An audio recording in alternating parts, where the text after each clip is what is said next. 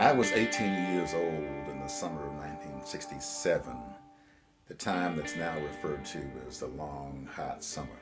There were 159 incidents of racial violence around the United States, sometimes referred to as riots, sometimes referred to as rebellions. From July 12 to July 17, violence broke out in the city of Newark. 26 people died, 727 people were injured, and 1,465 people were arrested. From July 23rd to July 28th, violence broke out in the city of Detroit. It was a time when people were beginning to question whether nonviolence had run its course. In response to all this violence, in the middle of the Detroit riot, President Lyndon Johnson on July 28, 1967, issued Executive Order 11365, establishing a commission to investigate the causes of these disturbances. The commission was commonly referred to by the name of its chairman, former Illinois Governor Otto Kerner. One of the people I worked with in the summer of 1967 was John Lewis, who, among other things, was on the board of Dr. Martin Luther King Jr.'s Southern Christian Leadership Conference.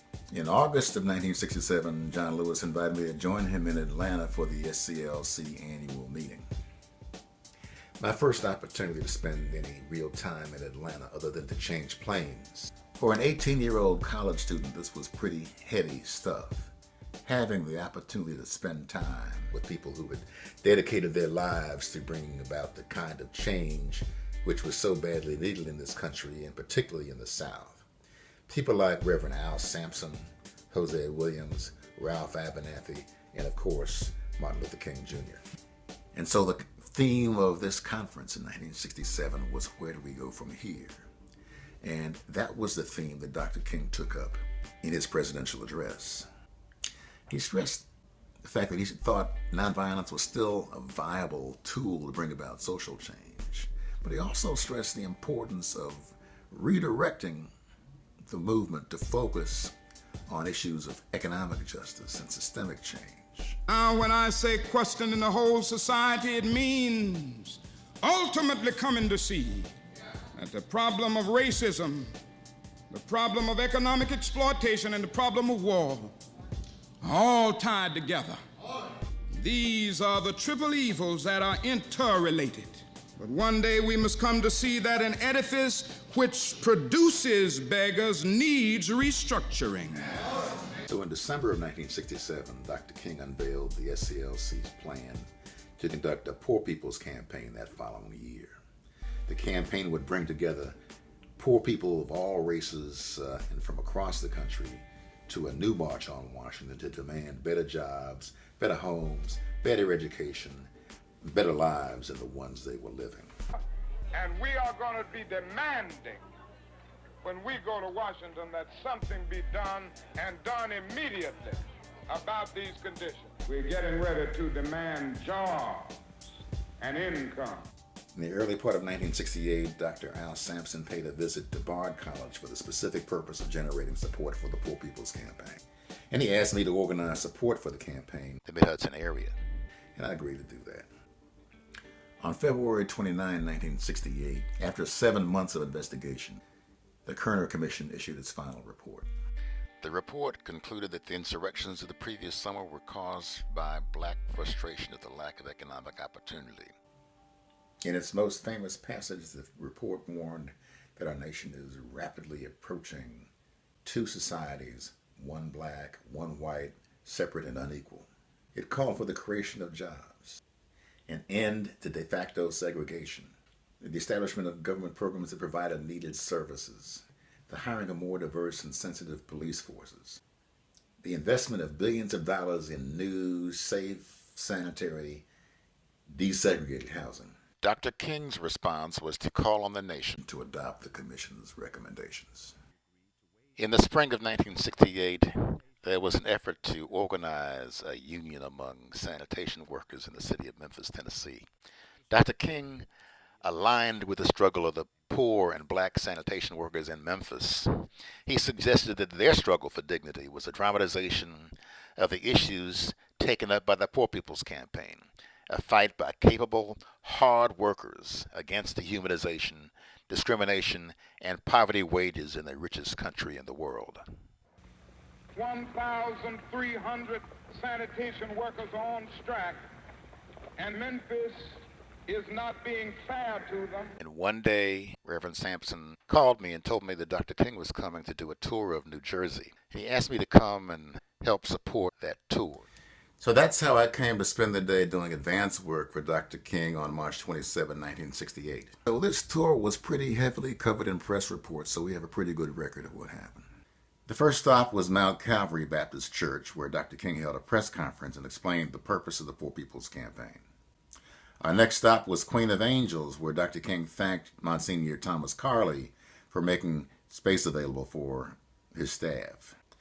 Then the party proceeded downtown for a luncheon with representatives of the Newark Chamber of Commerce. After lunch, Dr. King paid a surprise visit to Spirit House. Dr. King visited and paid respects to the playwright known as Leroy Jones, who later became known as Amiri Baraka. Despite their philosophical differences, they talked about the need for a united front. The next stop was Southside High, now known as Shabazz, where Dr. King spoke for 20 minutes to a crowd of 1,200 students. With the previous civil disturbances in Newark fresh in everybody's mind, Dr. King urged the students to reject the popular mantra of burn, baby, burn, and instead embrace another mantra, learn, baby, learn, which would take you on a path toward earn, baby, earn. At the Community Baptist Church in Patterson, 1,000 people greeted Dr. King outside the sanctuary, and another 500 people heard him inside. At Metropolitan AME Zion Church in Jersey City, Dr. King spoke to a crowd estimated at 2,000.